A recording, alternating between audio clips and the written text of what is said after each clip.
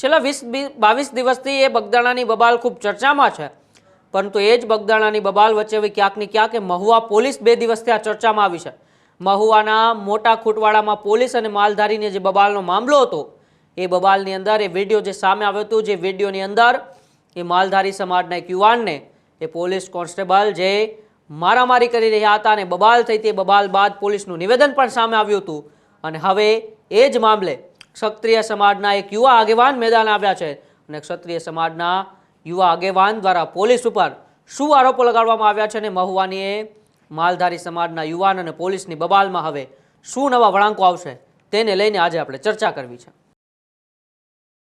આમ તો એ બગદાણાની બબાલ ખૂબ ચર્ચામાં છે, સૌની નજરે બગદાણાની બબાલ પર છે, પરંતુ એ જ બબાલ વચ્ચે મહુવાના એક ગામની અંદર એક માલધારી યુવક અને એ પોલીસ વચ્ચે એક બબાલ થાય છે. એક મારામારીની દ્રશ્યો સામે આવે છે, એ જ મારામારીના દ્રશ્યો જે આપણે સોશિયલ મીડિયાની અંદર વાયરલ વિડીયોમાં પણ જોયા હતા. ત્યારબાદ એમાં પોલીસનું પણ નિવેદન સામે આવે છે. પોલીસ ક્યાંક ને ક્યાંક આડકતરી રીતે પોલીસનો બચાવ પણ કરે છે, પરંતુ સમગ્ર ઘટના શેના લીધે સર્જાણી હતી આપણે સૌ કોઈ નથી જાણતા, પરંતુ પોલીસનું જે વર્તન હતું, જે વિડીયોની અંદર દેખાઈ રહ્યું છે, એ સામાન્ય માલધારી યુવકને જેમ ફાવે તેમ માર મારે છે. એ વર્તન જોઈને આપણે સૌને ખબર પડી જાય છે કે એ વાત જે અત્યારે પોલીસ જે પ્રમાણે આડકતરી રીતે એ પોલીસને જ બચાવવાનો પ્રયાસ કરતી હતી, તે કદાચ સાચું નહીં હોય, પરંતુ તપાસ થશે ત્યારે ખબર પડશે કે સમગ્ર ઘટનાની અંદર શું તથ્ય છે. પરંતુ અત્યારે એ જ બાબતે, એટલે કે એ જે મારામારીનો કેસ થયો છે, મારામારીની બબાલ થઈ છે, એ બબાલ મામલે હવે એક ક્ષત્રિય સમાજના આગેવાન, યુવા આગેવાન મેદાને આવ્યા છે. રવિરાજસિંહ કરીને એક યુવા આગેવાને પોલીસ ઉપર આકરા પ્રહારો કર્યા છે બબાલને લઈને. શું કહ્યું છે પેલા એક ક્ષત્રિય આગેવાન શ્રી રવિરાજસિંહે, આવો પેલા આપણે એ સાંભળીએ.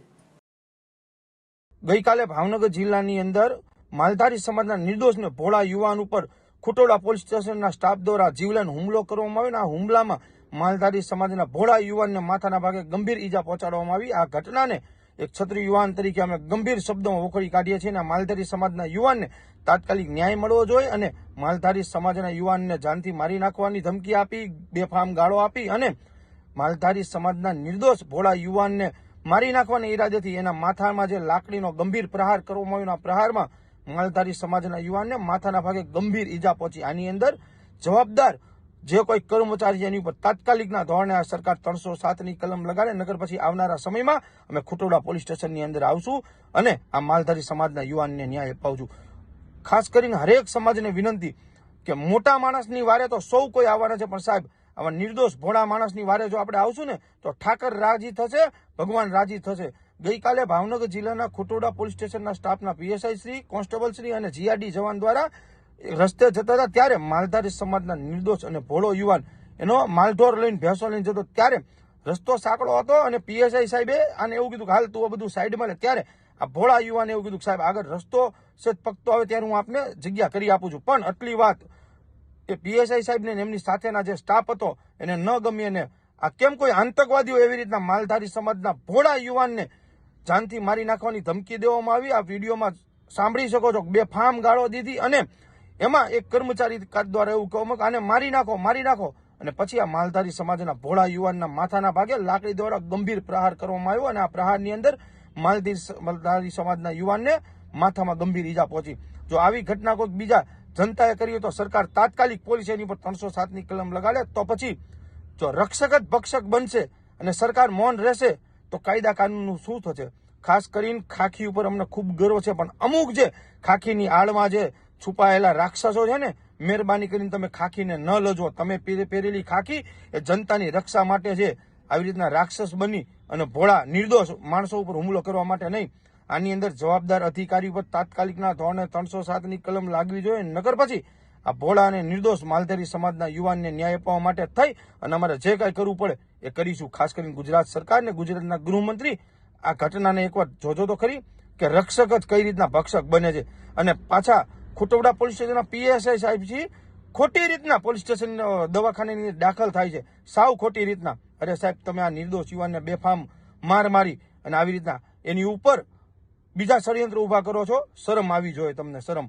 સરકાર તાત્કાલિકના ધોરણે આ માલધારી સમાજના યુવાનને ન્યાય અપાવે, નગર પછી આવનારા સમયમાં અમે ખુટોડા પોલીસ સ્ટેશનની અંદર આવીશું અને આ માલધારી સમાજના યુવાનને યોગ્ય ન્યાય અપાવીશું. ક્ષત્રિય આગેવાન રવિરાજસિંહે વાત કરી કે પોલીસ દ્વારા જે જીવલોણ હુમલો કરવામાં આવ્યો છે, ક્ષત્રિય યુવાન તરીકે ગંભીર શબ્દોમાં અમે આ ઘટનાને, પોલીસના હુમલાને વખોડીએ છીએ. માલધારી સમાજના યુવાનને યોગ્ય ન્યાય આપવા અમે મેદાને આવીશું. જો કોઈ કાર્યવાહી કરવી પડશે એ અમે કરીશું. સરકારે તત્કાલીન ધોરણે 307ની કલમ લગાવી જોઈએ એવી વાત પણ કરી છે. ન્યાય નહીં આપે તો પરિણામ ગંભીર આવશે.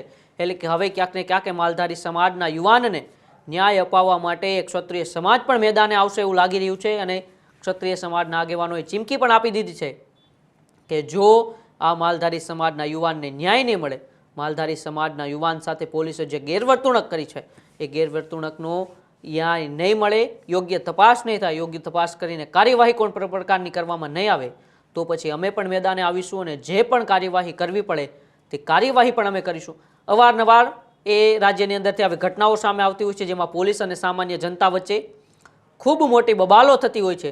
અને બબાલોને લઈને જ હવે ક્યાંક ને ક્યાંક ફરી એક વખત એ મહુવાના એક ગામની અંદર બબાલ થાય છે. બબાલમાં એ માલધારી યુવકને પોલીસ એ માર મારે છે અને માર મારવાનો સમગ્ર વિડીયો સોશિયલ મીડિયામાં જ્યારે વાયરલ થાય છે ત્યારે પોલીસ પર અનેક સવાલો ઊભા થાય છે કે આમ તો રાજ્યના ગૃહમંત્રી હર્ષ સંઘવીએ જાહેરમાં પોલીસને ટકોર કરતા હોય છે કે તમારો ખોફ એ ગુનેગારોમાં હોવો જોઈએ, સામાન્ય જનતામાં નહીં.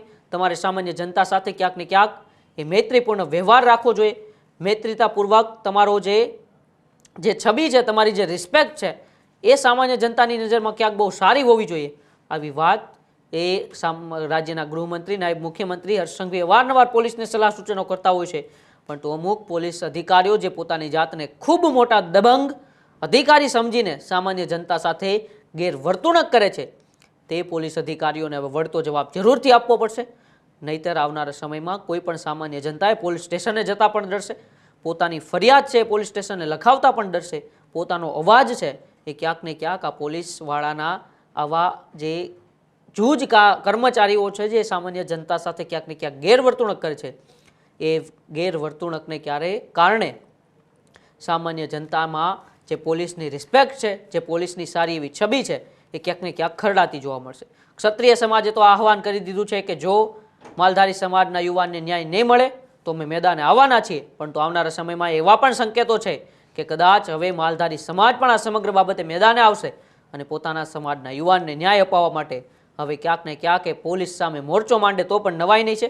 જોવાનું રહેશે કે આવનારા સમયમાં શું થાય. પરંતુ તમારો બાબતે શું માનવું છે કે પોલીસે આ વર્તન જે કર્યું છે એ કેટલું અયોગ્ય છે અને પોલીસે એ પ્રજા સાથે, સામાન્ય માણસ સાથે કેવું વર્તન રાખવું જોઈએ? અમારા કોમેન્ટ બોક્સમાં અચૂકથી જણાવજો. બાકી જોતા રહેજો ન્યૂઝ રૂમ ગુજરાત, ગુજરાતનો ગર્જનાદ. નમસ્કાર.